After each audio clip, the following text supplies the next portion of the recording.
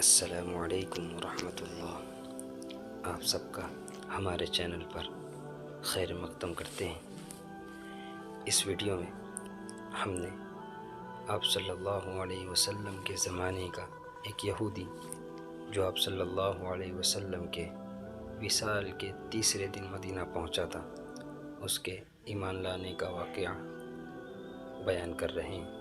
حضرت ابن عباس رضی اللہ تعالی عنہ بیان کرتے ہیں کہ ملک شام میں ایک یہودی رہتا تھا۔ وہ ہفتے کے دن تورات کی تلاوت کیا کرتا تھا۔ ایک دفعہ تورات کھولی تو اس نے 4 مقامات پر حضور صلی اللہ علیہ وسلم کی تعریف و توصیف دیکھی تو یہودی نے وہ جگہ کاٹ کر جلا دی۔ اگلے ہفتے پھر تورات کھولی تو 8 جگہوں پر حضور صلی اللہ علیہ وسلم کی نعت اور وصف کا ذکر پایا۔ اس نے یہاں سے بھی کاٹ کر جلا دیا۔ تیسرے ہفتے تورات کھولی تو یہی ذکر 12 جگہ موجود پایا۔ یہودی یہ سوچنے لگا، اگر میں یوں ہی کرتا رہا تو ساری کی ساری تورات اس ذکر سے بھر جائے گی۔ تب اس نے اپنے ساتھیوں سے پوچھا کہ حضرت محمد صلی اللہ علیہ وسلم کون ہے؟ تو ان کے ساتھیوں نے جواب دیا کہ جھوٹا شخص ہے، معاذ اللہ، بہتر یہی ہے کہ تو اسے نہ دیکھے۔ یہودی کہنے لگا، موسیٰ علیہ السلام کی تورات کی قسم، مجھے اس محمد کی زیارت سے نہ روکو۔ ساتھیوں نے اجازت دے دی۔ یہ اپنی سواری پر سوار ہو کر رات دن منزل بمنزل چلتا رہا۔ مدینہ طیبہ کے قریب پہنچا تو سب سے پہلے حضرت سلمان رضی اللہ تعالیٰ عنہ سے ملاقات ہوئی۔ بہت خوبصورت دیکھ کر سمجھا کہ محمد صلی اللہ علیہ وسلم ہیں، حالانکہ آپ کو اس دنیا سے سفر کیے 3 دن ہو چکے تھے۔ حضرت سلمان اس بات سے روئے اور کہا، میں تو ان کا خادم ہوں۔ وہ بولا، محمد کہاں ہیں؟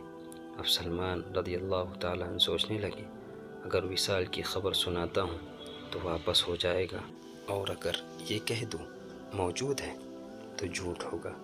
بالآخر کہنے لگے کہ میں تجھے حضور صلی اللہ علیہ وسلم کے صحابہ کے پاس لے چلتا ہوں۔ مسجد میں آئے تو سب کے سب صحابہ غم کی تصویر بنے بیٹھے ہوئے تھے۔ جب یہودی مسجد نبوی میں آیا تو سمجھا کہ ان میں حضور صلی اللہ علیہ وسلم ضرور موجود ہوں گے۔ کہنے لگا، السلام علیکہ یا محمد کا کلمہ پکارا، جس سے تمام صحابہ میں کوہرام مچ گیا، اور تمام صحابہ آہ پکار آہ وزاری کرنے لگے، اور اس یہودی سے پوچھنے لگے، تو کون ہے جس نے ہمارا زخم تازہ کر دیا؟ کوئی اجنبی شخص معلوم ہوتا ہے؟ شاید تجھے معلوم نہیں کہ حضور صلی اللہ علیہ وسلم کا 3 روز پہلے وصال ہو چکا ہے؟ یہ سن کر یہودی چیخنے لگا، ہائے میرا غم، ہائے میرے سفر کی ناکامی، کاش میری ماں مجھے پیدا ہی نہ کرتی۔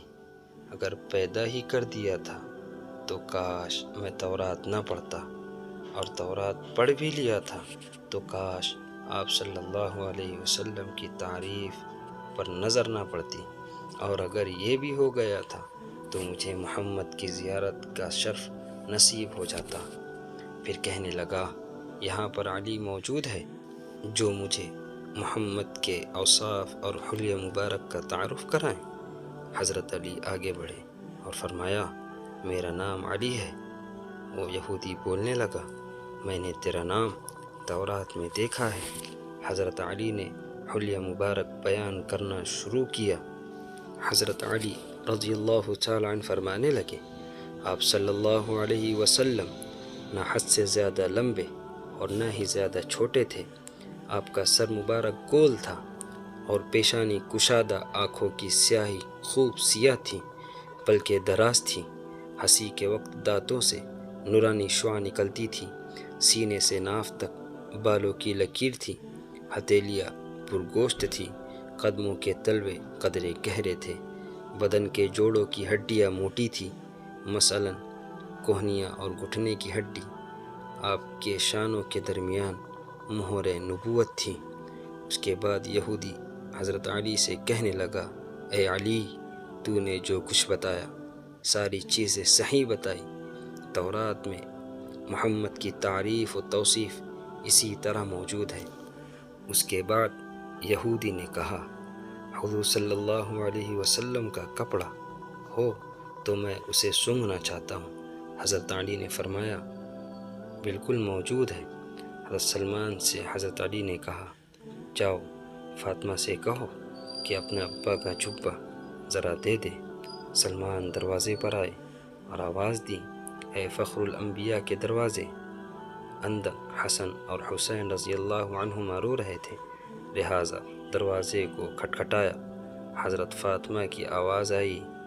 حضرت فاطمہ رضی اللہ تعالی عنہ اس وقت والد محترم حضرت محمد صلی اللہ علیہ وسلم کے وصال کے غم میں موجود تھی اور زار و قطار رو رہی تھی اور فرما رہی تھی کون ہے یتیموں کے دروازے پر آواز لگانے والا؟ حضرت سلمان نے اپنا نام بتایا اور حضرت علی کا پیغام دیا، اور سلمان رضی اللہ تعالی عنہ نے سارا واقعہ حضرت فاطمہ رضی اللہ تعالی عنہ سے بیان فرمایا۔ حضرت فاطمہ رضی اللہ تعالی عنہ کہنے لگی اور روتے ہوئے بولی میرے ابا کا جبہ کون پہنے گا؟ حضرت سلمان نے سارا قصہ سنایا اور جبہ نکال کر لے آئے جو 7 جگہ سے کھجور کے ریشے سے سلا ہوا تھا۔ حضرت علی رضی اللہ تعالی عنہ نے اسے پکڑ کر سونگھا، پھر دوسرے صحابہ کرام نے، پھر یہودی پکڑ کر سونگھنے لگا اور کہتا تھا واہ ایسی عمدہ خوشبو ہے۔ پھر آپ صلی اللہ علیہ وسلم کی قبر اطہر پر حاضر ہوا، آسمان کی طرف سر اٹھا کر کہنے لگا اے اللہ میں گواہی دیتا ہوں کہ تو یکتا و یگانہ ہے، کائنات تیری نیاز مندی کی محتاج ہے، اور میں یہ بھی گواہی دیتا ہوں اس قبر شریف والا تیرا حبیب ہے، جو کچھ اس نے فرمایا میں اس کی تصدیق کرتا ہوں اور اس پر ایمان لاتا ہوں۔ اے اللہ اگر میرا اسلام تیری بارگاہ میں قبول ہے تو میری روح کو ابھی قبض کر لیجیے۔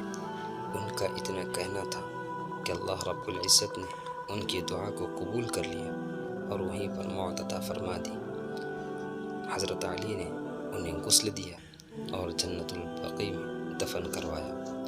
یہ تھا ایک یہودی کا ایمان قبول کر لینے کا اور اسلام لانے کا واقعہ۔ دعا کرے اللہ رب العزت ہمیں صحیح سمجھ عطا فرمائے اور نبی سے پکی سچی محبت عطا فرمائے۔ اسی طرح اسلامی معلومات اور نبی کی سیرت جاننے کے لیے ہمارے چینل کو سبسکرائب کریں۔ السلام علیکم ورحمۃ اللہ وبرکاتہ۔